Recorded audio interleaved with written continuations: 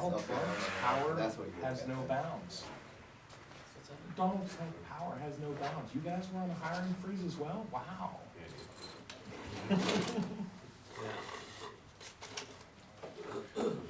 He's strong-armed. Would you like podium, sir?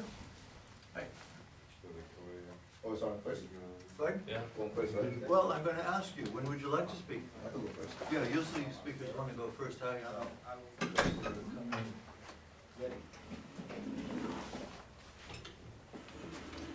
Yeah, well, my wife asked, what part of Hatch do you live in? I'm living part of, do you know Minato Toka? Minato Tako. It's very far from the side of the, let's say here is the side of the Hachinohe close to Misawa. And then my side is Other side of Hachinohe, Yes, yeah. kind of. My wife too, she's from Shirogane. Oh, very Yeah, close to yeah. Shirogane, yeah. Really? Dan probably she knows where I live around. Maybe ask her about like the sports park, Higashi Undokon, like a sport, East Sports Park. And then yeah, You got my it. house is really close to that. So 60 seconds and we have slight punctuality problems, well, nothing new. Switch on to your prompt. Somebody. I'm not That was a tip Tip. to one of the other Tip's back students.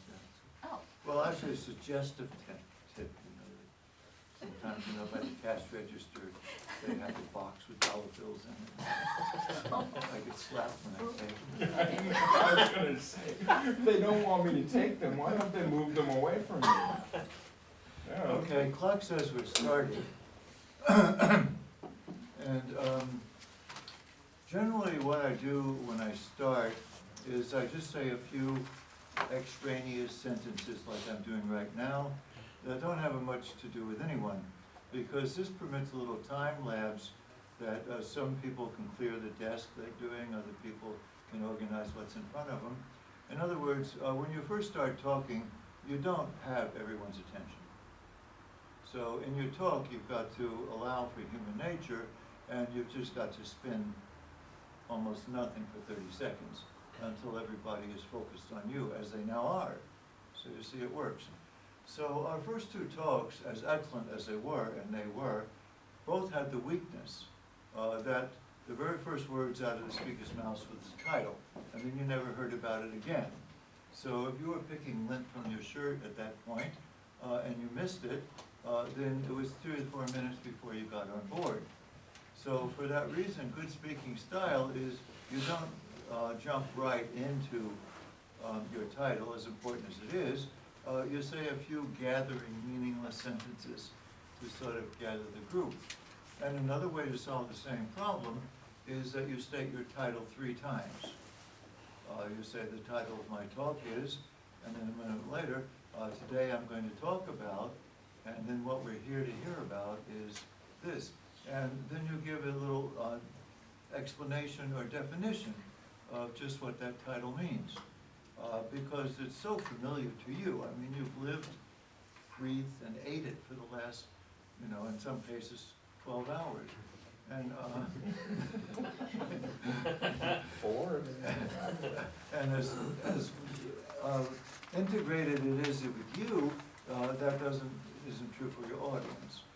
So you've got to make sure that they understand exactly what the topic of the talk's going to be. So we're going to start today, and I've been trying to stall so we get 100% attendance, but stalling time's gone. So we do have our speaker today, and without further ado, I'd like to present our speaker for today, Sam. Thank you, Sam. Do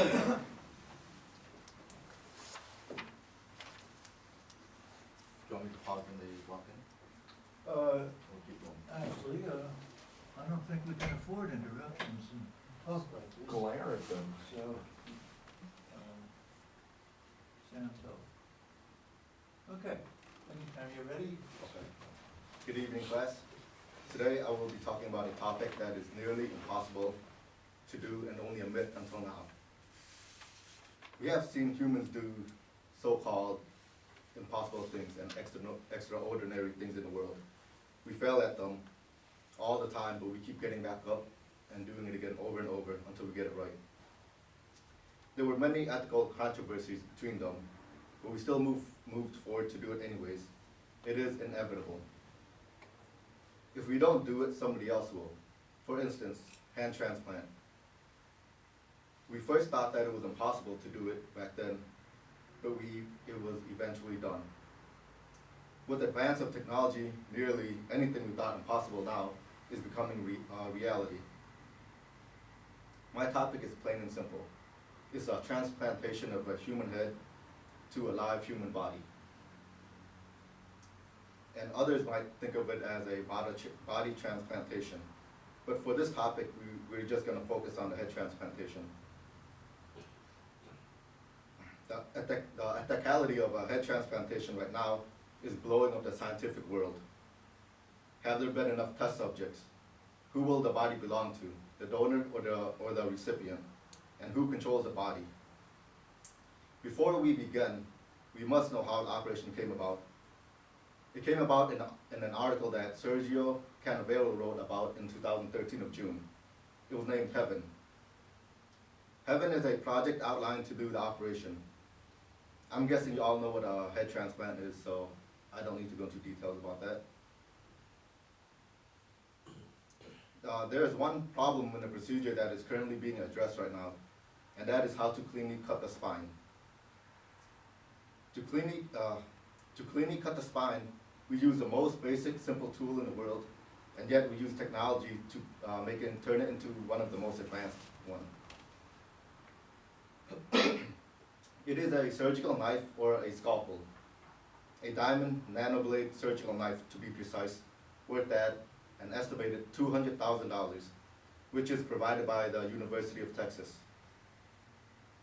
The clean cut will help the healing process of the spine, while any damage or scrapes to the spine will impede the healing process.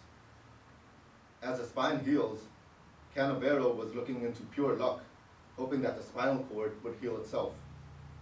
And as luck would have it, a Canadian grad student recently, which was in December of 2016, contacted Canavero and told him that he has a tool to create a pathway to guide the neurons on the spinal cord to the point in that direction for it to grow to connected body.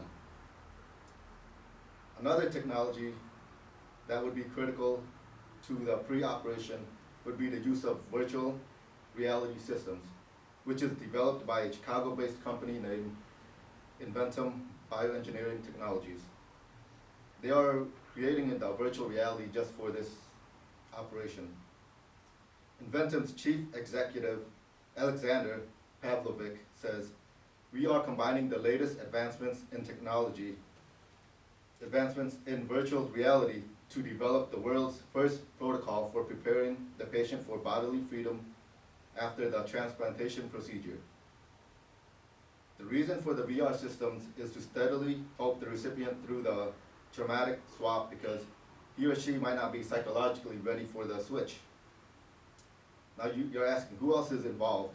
There are 2 more recipients involved, and a Chinese surgeon named Ren Xiaoping, who was funded by the Chinese government and given ongoing grants for his experiments. He was chosen because he successfully decapitated and reattached the head of 2 rhesus monkeys. And in 2015, he attached a dead person's head to a dead person's body, proving that it is feasible to connect heads to bodies. And the recipient is a Russian man named Valery Spirodonov, who suffers from Wernicke-Hoffman disease.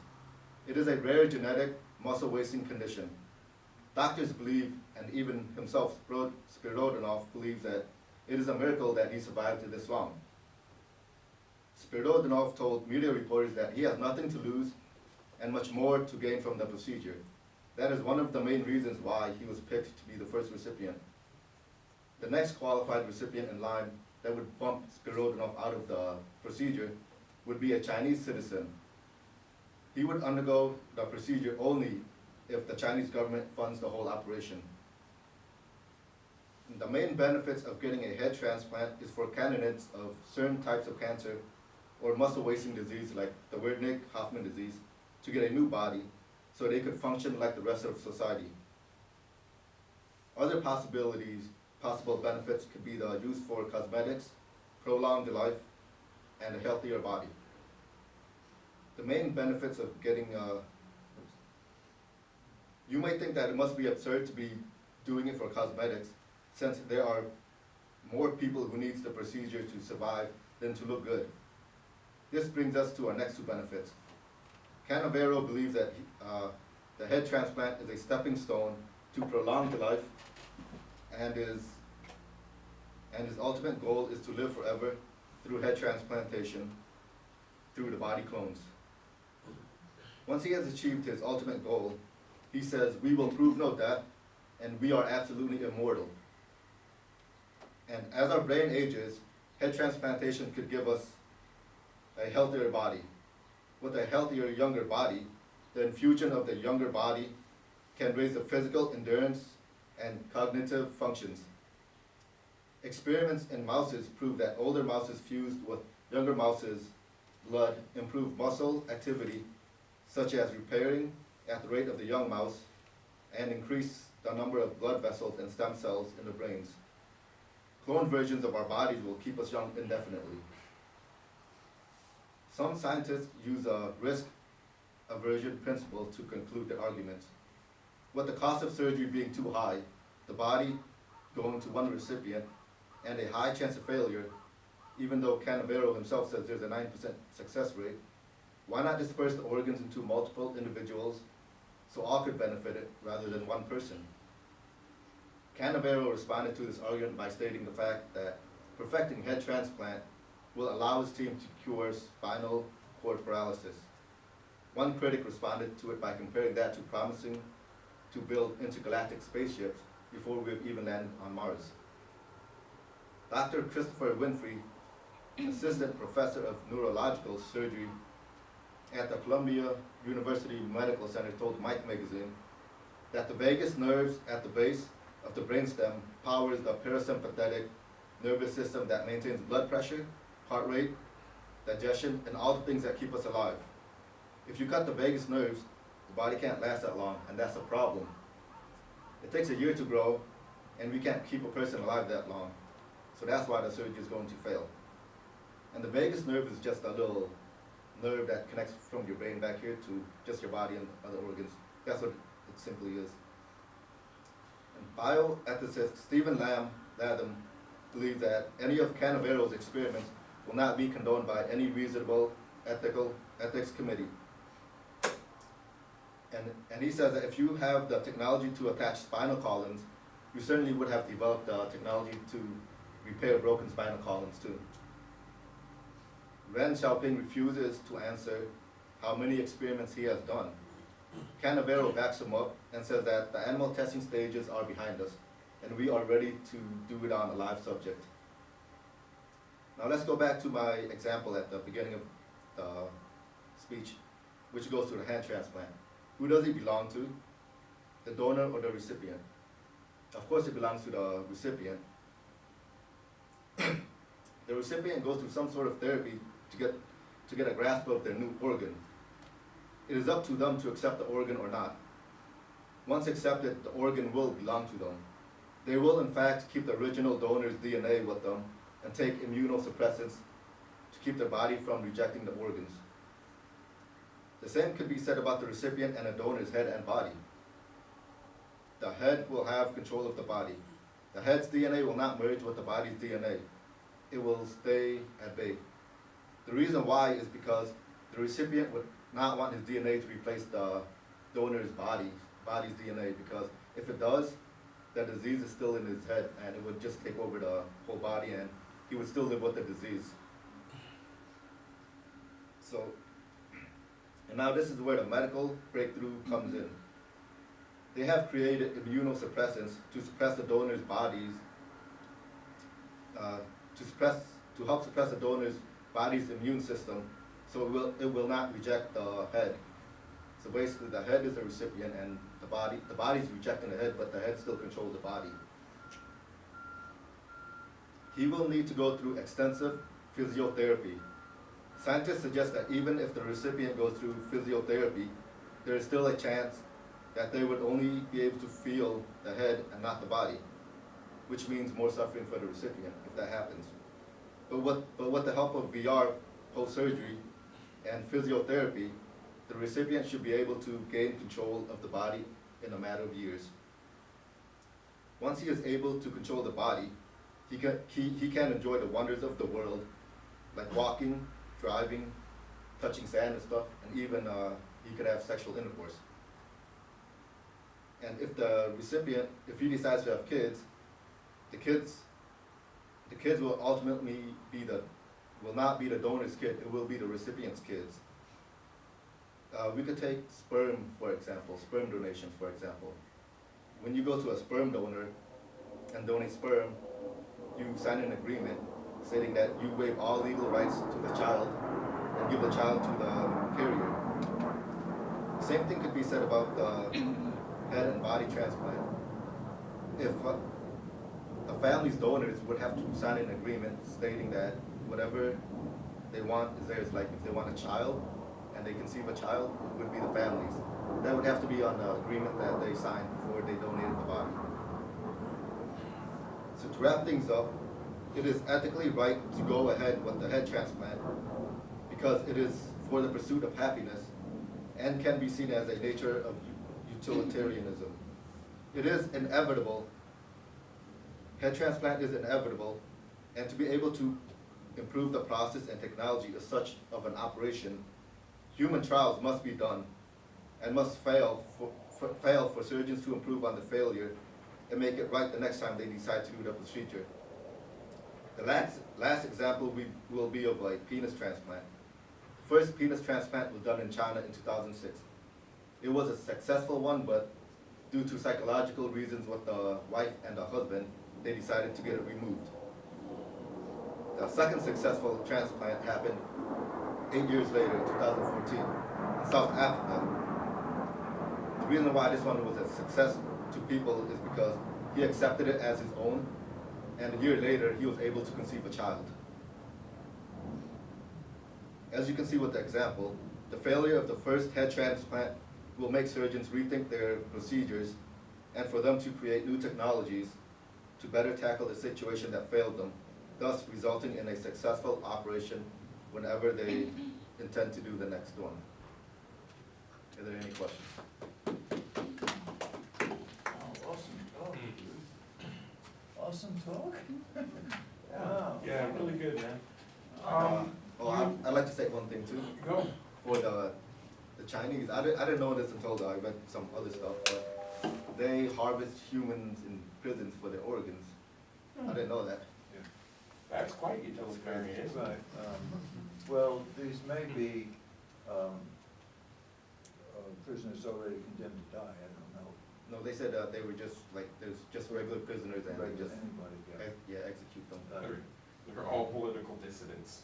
Okay, well, I've got 312 questions, but with a talk as stunning as that, I mean, it's such an earth-shaking subject. I mean, there just might be 1,000 or 2,000 ethical questions. Yeah. Ayana, you want to lead us off? You have something to ask Sam? Oh, I just like curious about the brain, and then continue to like transport it with the clone body, and then is it possible to like live forever? Oh yeah, they only have I mean, like brain doesn't have any limitation to function. what is it? For the brain, like, it's, like I said, like, when they said they get older, when they the blood of the brain fuses with the blood of the younger body, it will make them feel like they're young again. So by then, by the time we could do that, we could probably transplant brain into a younger body for us, younger head too. would probably do that one. Because before, right now, the head transplant. So after, if it's successful, they will slowly go on to the next procedure and think about brain Well, transplant. if you transplant a brain, you transplant the entire memory bank.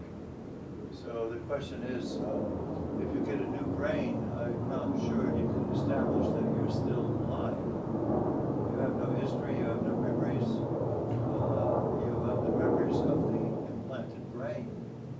What is it that connects you to your previous identity? In the case of a brain transplant, seems like you would become the brain, eh? I think of a it's the case. other way around though, it's really a body transplant. Well, I know, but we You know? but Yeah, that's what I was a kinda matter. We thinking, can argue yeah, that. like maybe if you But were, no, this is a brain, not a head. You're gonna keep your same head, it's just gonna, give you a brain transfer. They'll eventually figure out a way. Well, no, this one might not be your subject, because you're making assumptions, and you can't make assumptions. You said, one point earlier on, you said, I'm guessing also, no need to guess, just tell us what you know and don't know, and, assuming, also, we can assume as well, but we don't need to, because you had so many excellent facts, it was fantastic. Absolutely right. There's only 1 or 2 points where you slid off and said, I'm guessing, or I think we will. And that's a step down from the objectivity that you held. Which point was that one? Pardon? Which point was that one? Well, you used actual words, I'm guessing, it was sometimes early on in the talk. We can, oh yeah, I know what it was. You're guessing that we know what a head transplant was. Oh, I didn't, I'm sorry. I didn't, so no, don't make those guesses, because it wasn't true. But this is astounding. I liked your play on words, where you said the guy had a hand transplant, and it was gonna be some time before he had a grasp. Got a grip on it. yeah. No pun unstoned. And also you said the head transplant is inevitable. And again, I think that's an assumption, If we're really against this, we're not gonna give you an inch. And we say, no, they're not inevitable, we're not gonna have them. So, there's a little bit of guessing in that too, but these are very minor points. Your citations were outstanding. You gave citations where things were coming, extremely well-researched talk, a lot of new information. I mean, penis transplants, how many in here knew about penis transplants? Nobody except I you. thought Stefan would know about I wanna know now. that. I can tell you why they got it in South Africa, the first one, because it's like a coming of age. They go do this little testing and then they get circumcised. The water age? Coming of age, like 17, 18, 19, and they get circumcised, and that's the end of it. Some procedures go wrong. Right, so it was just a mistake, so then you can have a lot more open feelings about receiving a transplant, because it wasn't your fault, some kind of outside mistake. The question I had, Sam, is where, I might have missed, where is this taking place? This is in China, or is this in Russia, or? They're still finding a place, because the US won't do it, Of course the US won't do it, Yeah. we're Puritans. and Italy, they're against it because of the religious reasons.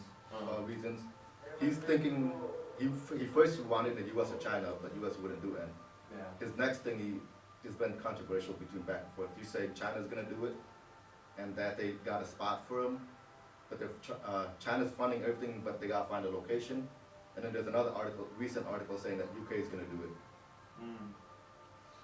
This is a total parallel. I forget what year it was some time ago, where Dr. Bernard in South Africa decided to do a heart transplant, which had never been done before. And so I read in his paper, I said, it's ridiculous, that's not gonna work. I mean, what's he even trying for? And besides that, it's some kind of violation of human beings and all kinds of things, I just wrote it off. But he did, and the guy lived for 3 days, and then the next one lived for 10 days, and now they're routine.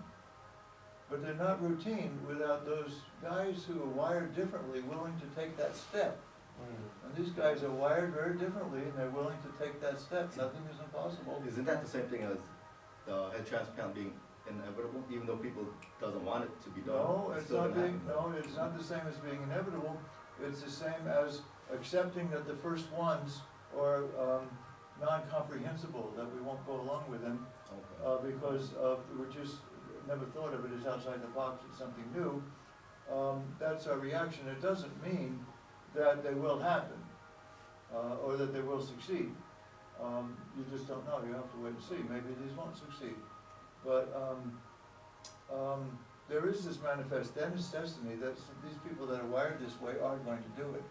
They're gonna find a place to do it, China, Canada, someplace, they're actually going to do it. Now, I'm gonna throw something out there. If the history is the same as the other transplants, the first 5 to 10 of them are going to fail. And then they're going to start having successes. That's been the way the others have gone. And that would be amazing. And each time I say it's impossible, it's too complicated. And it turns out to be not that complicated in all those cases. I would have said a penis transplant is too complicated. But I still don't understand how one body can have 2 different DNAs, but you're telling me one body can have 2 different DNAs. Immunosuppressants will suppress the body from rejecting the head. Or the heart, or the penis, or anything else. Those are lifelong immunizations that you have to take Yeah.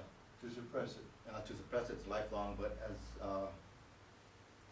we'll use a hand transplant. Yes. Because there's 4 subjects that got it. One subject denied it because he doesn't feel like it was his. And then the other 3, they're able to walk around, work and stuff and use their hands freely. But they go through therapy to get a hold of the hand, and once they get it done, their immunosuppressants will reduce like weekly or monthly, even yearly it says. So the body accepts the foreign DNA. Not so, it'll keep on rejecting it. Right, but when the DNA causes cell reproduction in the hand, that's using the DNA that came with the hand. Mhm. And when the arm or wrist higher up is doing cell reproduction, that's using the DNA from the original person. And somewhere in between, there's going to be some kind of interesting battlefield. T-cells are going crazy. But you did point out that a possible solution to that is using cloned bodies. Yeah, And there is no rejection, it is your DNA. So should people live forever if it works? that's his ultimate goal. He told reporters about the clone, and he said maybe in 100 years we could have clones and head transplantation. But then he assured that it'll be the next 20, 30 years, not 100, maybe even 50. I think we can answer a question that I had from the very beginning in conversing with you about this talk. I put forth the viewpoint to myself that the new person should belong to the body. It's a body getting a new head, it's not a head getting a new body. I would argue the I other beg way to around because. I'm not arguing, I'm just putting it on the table. Oh, okay, got it. And I put that on the table, and then I said to myself, well, just now I happen to think, if a person has multiple paralysis, like Stephen's Hawking, or some other reason, but as long as their head is still functioning, then we regard that as a person.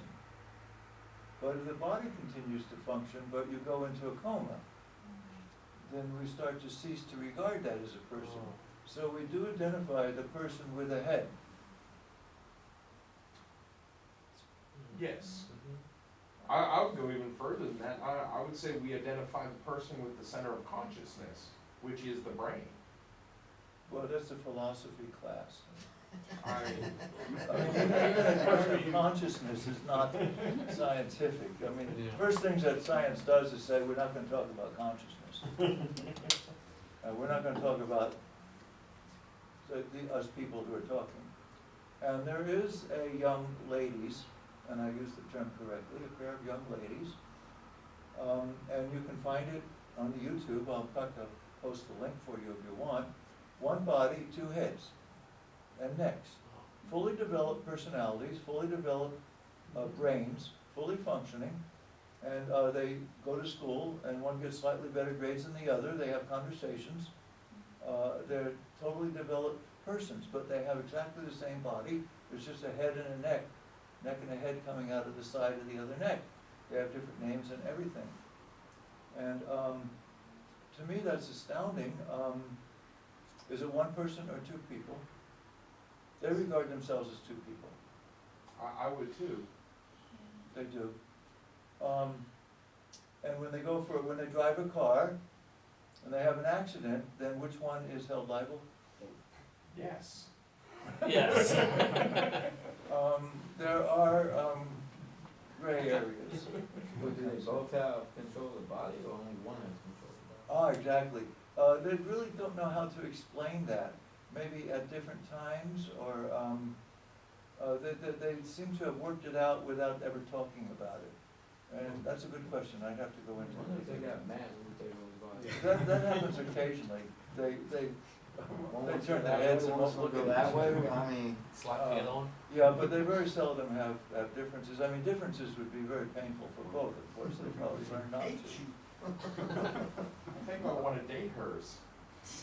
Well, they haven't gotten into the boyfriends thing yet, but, you can see that coming. But their parents did a great thing. They accepted them as a normal person. You have to accept them as a normal person. 'Cause What do if- you mean? And then we go again. Everybody has to. No, I mean like the parents to make them feel comfortable with life. Okay, now to make them feel comfortable, the parents would accept them. Yes. That doesn't mean they have to. Many parents, the garbage pails are full of such rejected births, really, so they don't. But these parents did.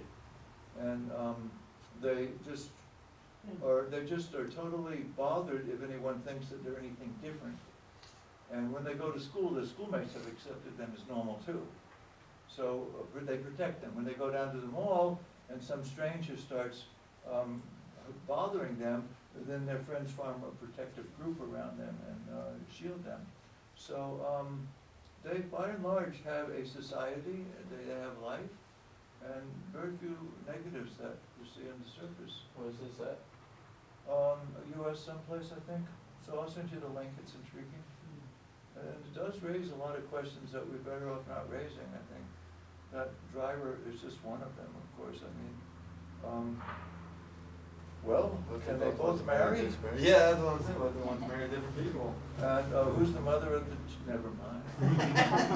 Yes. You're gonna open I that have no Pandora's answer, box, yes. So extremely, extremely well done. Another model for tough acts to follow, so thank you very much. I've learned so much from everything you did. A lot of work put into that, true? A lot of organization? 4 whole days. And did you love his introduction? Yeah, That he just went around and around, just like I hoped he would, and he did that. So he Yeah, I was, did. he was saying that the, you were saying that like when you do the head transplant on a new body, the body kind of brings back the youth to the brain or the head, I guess, right? Yeah. But eventually that head would get too old, correct? It wouldn't be able to keep. Yeah, head's age, neurons, Right. dementia sets in. There's biological aging in the head. Mark Dranius, who teaches biology, taught me this. I sat in on this biology 101 class. The brain has biological clocks. It does age. So something would have to incorporate that somehow. But the Olympic cyclist that recovered from cancer was accused of doping, and what they do in doping is they just pump in fresh blood. So apparently fresh blood does give a lot of benefits. It's still being done on it. And they used Alzheimer's as an experiment too. Yeah, It's interesting talk. yeah, it's a brand new thing. Probably gonna go on for a long time. I'm glad these guys are there, these guys that are willing to ignore us who say go slow. No, we're not going slow, we're gonna do it now. And the same is true in Australia. There's a couple of scientists that says, yeah, the law says we can't clone, but we're cloning humans Oh, yeah. as soon as we can. And they ignore this. And the same for the eye surgery. 30, 40 years ago, there was a Russian who first put slits into the cornea, and when they healed, they drew the tissue together to form new focusing, and people that couldn't see well could suddenly see well. And now it's an accepted technique to go in and do that. But it was very radical at the time. A certain type of individual that's willing to do that. And we're seeing them happen. So, I'm more than willing to do it, I just don't have the qualifications. to No, do it to or- other Or the people. knowledge. You'd be but, willing to do I it to would other just- people. Oh, Yeah. absolutely, absolutely. We call those people, mass murderers. No, I do it one at a time, there's no mass about it. Mass doesn't mean all at once. you would continue even though your first 10 patients went blind. Progress. It is, Collateral damage, right? it is a learning curve, that's Yeah, what but medicine and when it science hits you in the is. face, sometimes maybe your emotional experience is a little less impersonal. I wouldn't know, I haven't been there, but give it a try. Okay, so that's been done, so now we have to outline our business for the day. First thing I'll do is pass back your tests from last week. Our head transplant's happening at the end of this year too, in December. Thank you, sir. Is it gonna be cast on YouTube? I don't think so. Live on Facebook. Well, yeah, exactly. Well, I mean, it begs the question, so they do it in China, we fall behind the, Yeah, that's what the surgeon said. 20 years ago, he was so happy to come to the United States Yeah. because of technology and stuff. exactly, So we now fall he's- behind the power curve. He's happy to be in China because of their advancing so fast. Yours, right? Yes, sir. Absolument.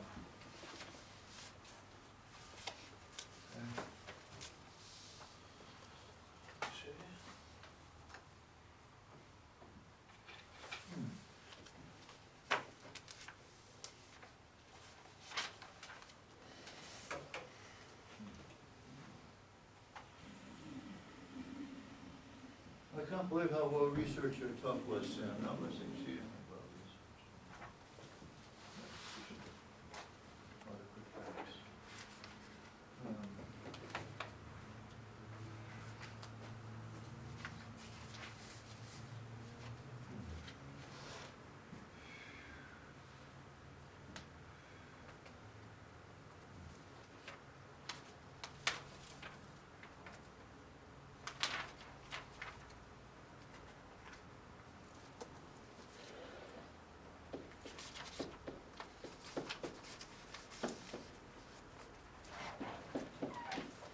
Mike, what I wanted to do is give Sam as much relaxation as I could, so. Yeah, I can appreciate that. Okay. Thank you. No problem. Y'all turn the air conditioner on in here? Cool. 77, actually I did.